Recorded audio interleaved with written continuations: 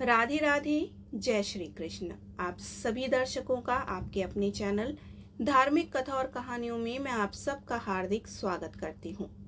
आज आप सुनेंगे ज्येष्ठ मास महात्म्य का 6वां अध्याय। तो सर्वप्रथम भगवान श्री हरि विष्णु का ध्यान करते हुए कथा का श्रवण कीजिए।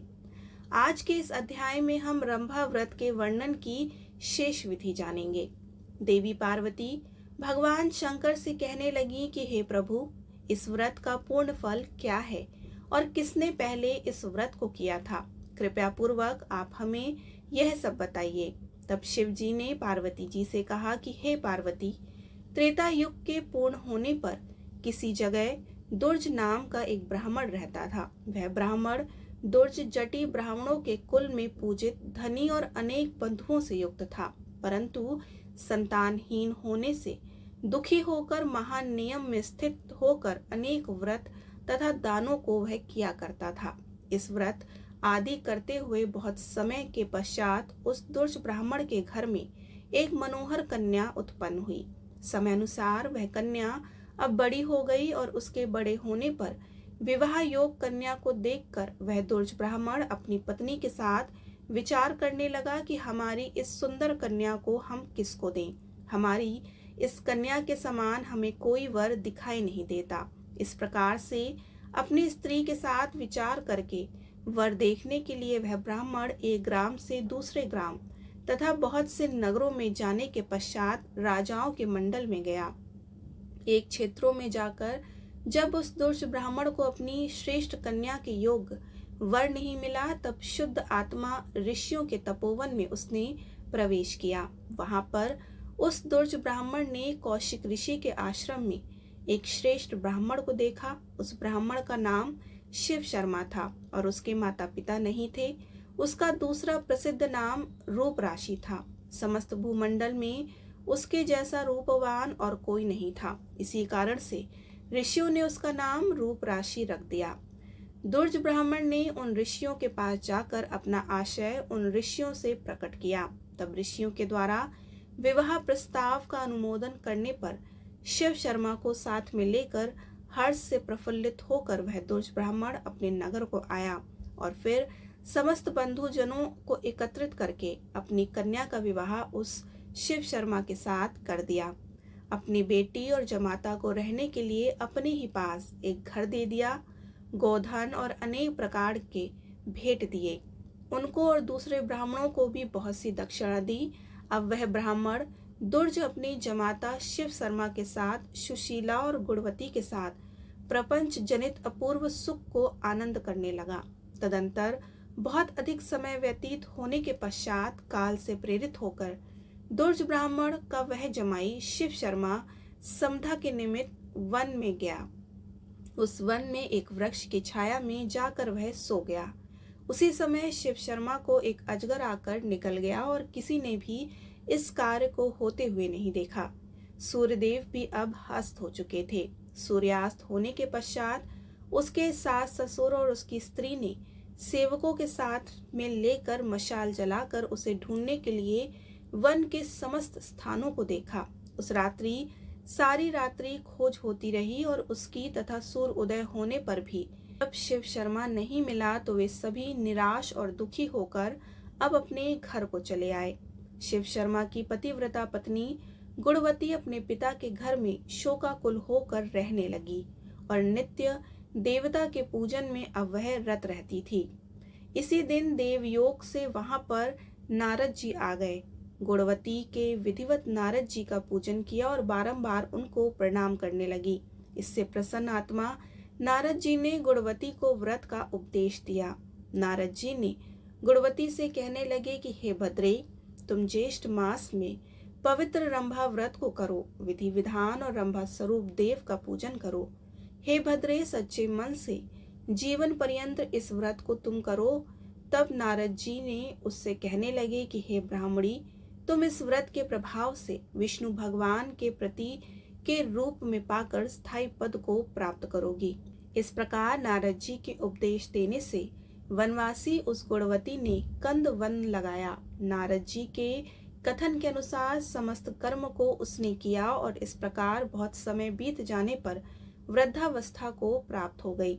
उसी वन में मृत्यु होने पर विमान में बैठकर वह स्वर्ग को गई। तदंतर जन्मांतर में उस व्रत के पुण्य राशि से वह गुणवती भगवान विष्णु की वल्लभा तुलसी हुई। विष्णु भगवान को तुलसी से अधिक और कोई वस्तु प्रिय नहीं है। ब्राह्मणों, इस व्रत को श्री शिव जी की आज्ञा से पार्वती जी ने किया और इस व्रत के प्रभाव से पार्वती जी श्री शिव जी को अति प्रिय हुई।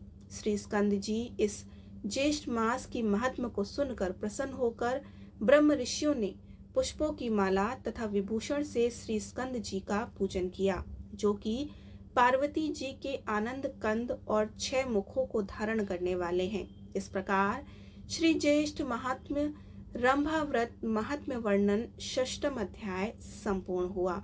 बोलिए श्री हरि विष्णु भगवान की जय।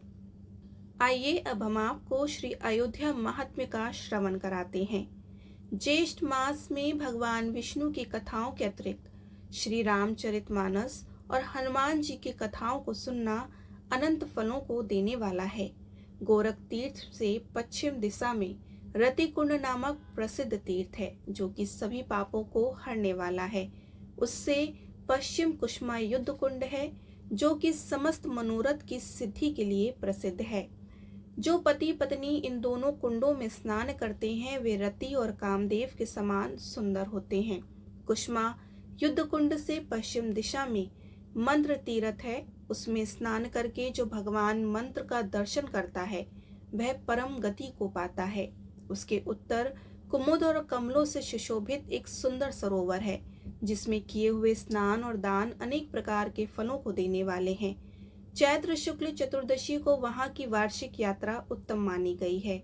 मंटेश्वर की महिमा का कोई भी भली भांति वर्णन नहीं कर सकता।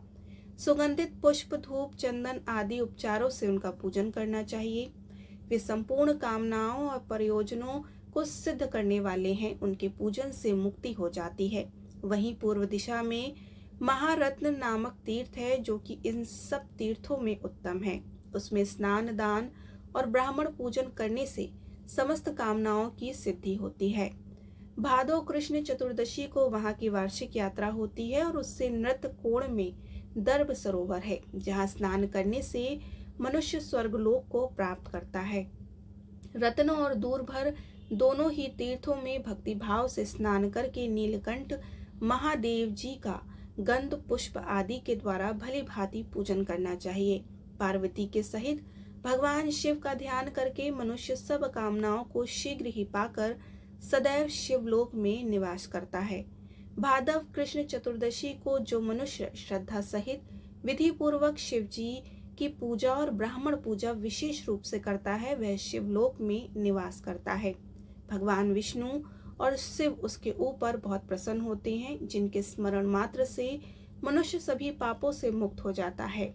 दुर्भर स्थान में ईशान कोण में महाविद्या नामक महानती रथ है। उसके दर्शन मात्र से मनुष्यों के हाथ में सभी सिद्धियां उपस्थित हो जाती हैं। महाविद्या के आगे सरोवर में स्नान करके जो महाविद्या का श्रद्धा और भक्ति के साथ दर्शन करता है वह तो परम गति को प्राप्त होता है। वहीं सुप्रसिद्ध सिद्धपीठ है, वहां उत्तम भक्ति से पूजा करनी चाहिए।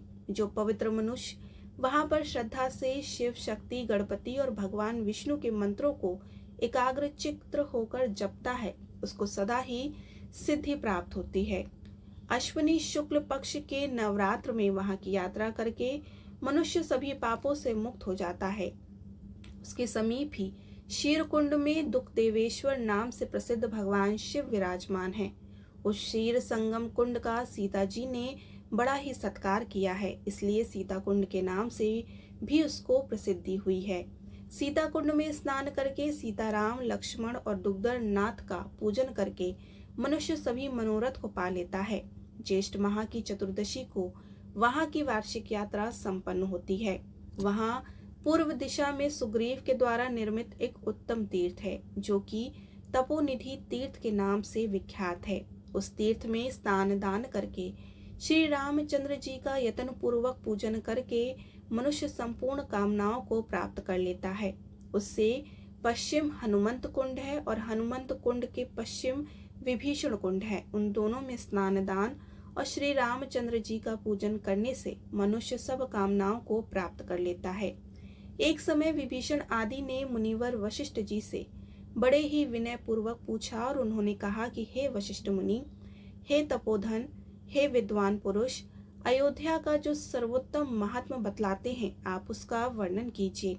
तब वशिष्ठ मुनि ने विभीषण से कहा कि यह अयोध्या नामक उत्तम तीर्थ अत्यंत ही गुप्त है। यह सदा सभी प्राणियों के मोक्ष का साधक है। इसमें सिद्ध और देवता भी वैष्णव व्रत का आश्रय लेकर नाना प्रकार के वेश को धारण किए हुए विष्णु लोक की अभिलाषा से नित्य ही निवास करते हैं। नाना प्रकार के वृक्षों से व्याप्त एवं अनेक अनेक विहंग के कलरव से युक्त उस उत्तम तीर्थ में वे सिद्ध और देवता जितेंद्रिय होकर प्राणायाम पूर्वक योग अभ्यास करते हैं। इस उत्तम क्षेत्र में निवास करना भगवान विष्णु को सदैव ही रुचिकर है। जिन्होंने अपने समस्त कर्म भगवान विष्णु को समर्पित कर दिए हैं, वे विष्णु भक्त यहाँ पर मोक्ष को प्राप्त कर लेते हैं। यह भगवान विष्णु का निवास है और यहाँ पर अयोध्या की चर्चा हो रही है। ये सभी तीर्थ अयोध्या में ही विराजमान हैं। वे विष्णु भक्त यहाँ पर मोक्ष को प्राप्त कर लेते हैं। यहाँ भगवान विष्णु का निवास है, इसलिए यह अयोध्या नामक महाक्षेत्र अत्यंत ही उत्तम है।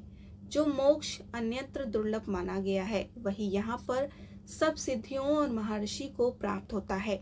जिसका चित्त विषयों में आसक्त है और जिसने धर्म का अनुराग त्याग दिया है, ऐसा मनुष्य भी यदि इस क्षेत्र में मृत्यु को प्राप्त हो तो वह पुनः संसार बंधन में नहीं पड़ता। सहस्त्र जन्मों तथा योगाभ्यास करने वाला योगी भी जिस मोक्ष को नहीं पाता, उसी मोक्ष को यहाँ पर मृत्यु होने से मनुष्य प्राप्त कर लेता है। यह अयोध्या बड़ा ही उत्तम स्थान है, ही परम पद है और यहाँ पुण्य अभिलाषी पुरुषों को विधि पूर्वक यात्रा करनी चाहिए। नियम पूर्वक स्नान यथाशक्ति दान करना चाहिए। मन को वश में करके पवित्र व्रत वाला पुरुष भली भांति यहाँ की यात्रा को संपन्न करे। अयोध्या में जहाँ कहीं भी मृत्यु को प्राप्त होने पर धीर पुरुष उत्तम मोक्ष को ही पाता है। वशिष्ठ जी का कहा हुआ यह महात्म्य सुनकर विभीषण आदि सभी लोगों का चित्त अब निर्मल हो गया। वहां से अग्निकोण में कूप नामक तीर्थ प्रसिद्ध है, जो कि संपूर्ण अभिष्ट फलों को देने वाला है। इंद्रियों को संयम में रखने वाला श्रेष्ठ द्विज अपने पितरों का श्राद्ध करे, वह संपूर्ण मनोरथ को प्राप्त कर लेता है। तीर्थ में श्राद्ध करने पर नरक में पड़े हुए पितृ और पितामह विष्णु लोक में चले जाते हैं। सोमवती अमावस्या हो तो उस समय वहां पितरों के उद्देश्य से किया हुआ श्राद्ध अक्षय एवं अनंत फल देने वाला होता है। वहां से पूर्व भाग में पिशाच मोचन नाम सर्वश्रेष्ठ तीर्थ है, जो कि उत्तम फल देने वाला है। उस तीर्थ में स्नान और दान करने से मनुष्य पिशाच नहीं होता। अतः अघान की शुक्ल चतुर्दशी को वहां पर विशेष रूप से स्नान करना चाहिए।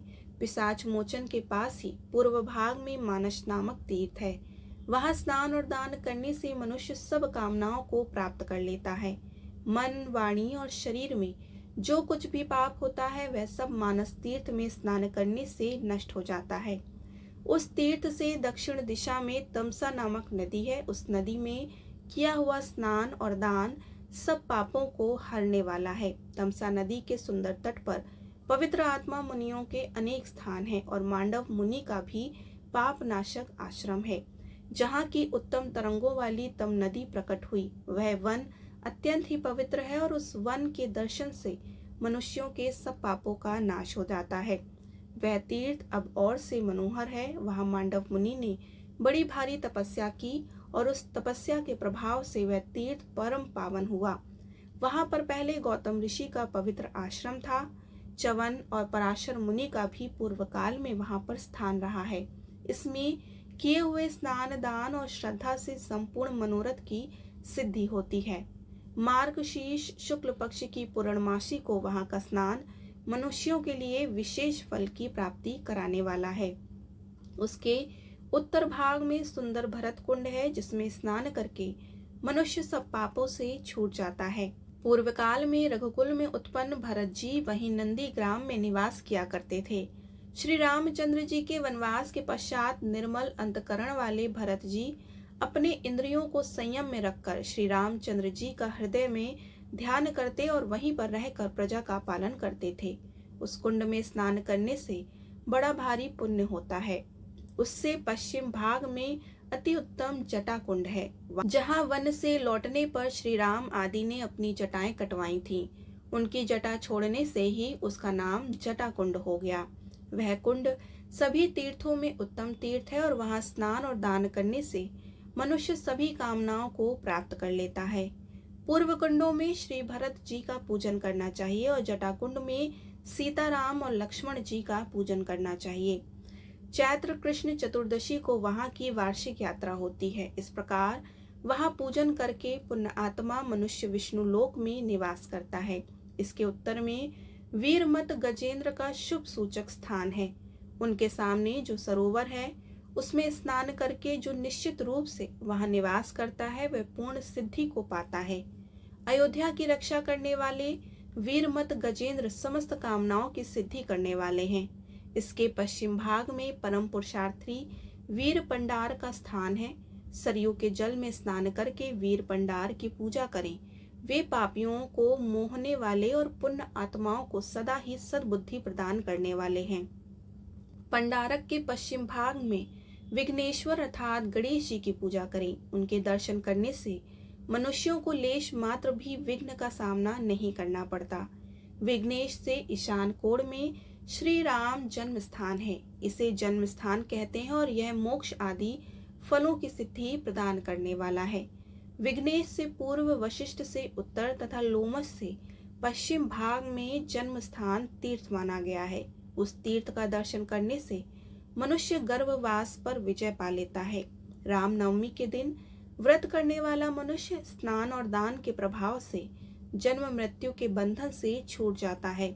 आश्रम में निवास करने वाले तपस्वी पुरुषों को जो फल प्राप्त होता है, सहस्त्र राजसूय और प्रतिवर्ष अग्निहोत्र करने से जो फल मिलता है, जन्म स्थान में नियम में स्थित पुरुष के दर्शन से तथा माता पिता और गुरु की भक्ति रखने वाले, उनकी भक्ति करने वाले पुरुषों के दर्शन से मनुष्य जिस फल को पाता है वही फल जन्मभूमि के दर्शन से प्राप्त कर लेता है।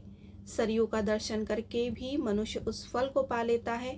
एक निमेष या आधे निमेष भी किया हुआ श्री रामचंद्र जी का ध्यान मनुष्यों के संसार बंधन के कारण भूत अज्ञान का निश्चय ही नाश करने वाला है। जहाँ कहीं भी रहकर जो मन में अयोध्या जी का स्मरण करता है उसकी पुनर्वृत्ति नहीं होती।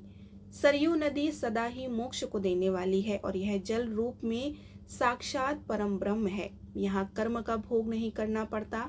इसमें स्नान करने से मनुष्य श्री राम रूप हो जाता है।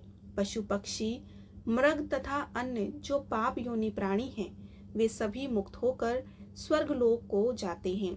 जैसा कि श्री रामचंद्र जी का वचन है, सत्य तीरथ, क्षमा तीरथ, निग्रह तीरथ, सर्वभूत दया तीरथ, सत्यवादी तीरथ, ज्ञान तीरथ और तपस्या तीरथ, यह 7 मानस तीरथ कहे गए हैं। और संपूर्ण प्राणियों के प्रति दया करुणा रूप जो तीरथ हैं उसमें मन की विशेष शुद्धि होती है। केवल जल से शरीर को पवित्र कर लेना ही स्नान नहीं कहलाता। जिस पुरुष का मन भली भांति शुद्ध है उसी ने वास्तव में तीर्थ स्नान किया है। इस भूमि पर वर्तमान में जो तीर्थ हैं उनका उन सभी तीर्थों की पवित्रता का कारण यह है, जैसे शरीर का कोई अंग मध्य या कोई उत्तम माने गए हैं, ठीक उसी प्रकार पृथ्वी पर भी कुछ प्रदेश अत्यंत ही पवित्र होते हैं। इसलिए भौम और मानस दोनों प्रकार के तीर्थों में निवास करना चाहिए। जो इन दोनों में अर्थात भौम और मानस तीर्थों में स्नान करता है वह परम गति को प्राप्त कर लेता है। जलचर जीव जल में ही जन्म लेते हैं और जल में ही मरते हैं, परंतु वे स्वर्ग में नहीं जाते। क्यों? उनका मन अशुद्ध होता है और वे मलिन होते हैं। ऋषियों में निरंतर राग होना मन का मल कहलाता है। इसीलिए उन्हीं विषयों में जब आसक्ति ना रहे तब उस मन की निर्मलता कहते हैं। यदि मनुष्य भाव से निर्मल है तो उसके अंतकरण में शुद्ध भाव है, तो उसके लिए दान, यज्ञ, तप, सोच, तीर्थ सेवा और वेदों का अध्ययन ये सभी तीर्थ हैं। इंद्रिय समुदाय को वश में रखने वाला पुरुष जहाँ निवास करता है वहीं उसके लिए कुरुक्षेत्र नामक शरण्य और पुष्कर है। यह मानस तीर्थ का लक्षण बतलाया गया है। जिसमें स्नान करने से क्रियावान पुरुषों के सब कार्य सफल हो जाते हैं।